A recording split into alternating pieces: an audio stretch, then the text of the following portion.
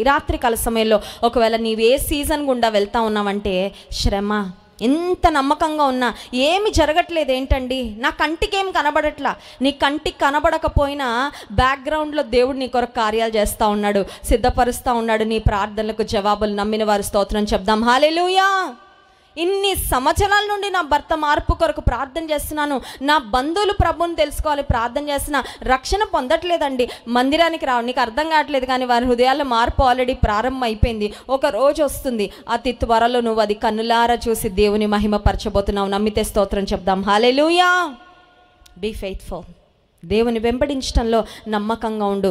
దేవుడు తన వాగ్దానాలు మరి రూతు జీవితంలో ఎంత ఆశ్చర్యరీతిగా ఆమె జీవితాన్ని దేవుడు మలుపు తిప్పాడో, ఆమె జీవితాన్ని ఒక మరి ఆశీర్వాద స్థితికి దేవుడు నడిపించాడో, యేసుక్రీస్తు ప్రభువారి యొక్క వంశావళిలో ఆమె చేర్చబడిందో, ఆమెను ఎంత ఆశీర్వాద స్థితికి దేవుడు నడిపించాడో, నీ జీవితంలో కూడా అదే విధంగా దేవుడు గొప్ప కార్యాలు ఆయన జరిగించాలని ఆశపడుతున్నాడు.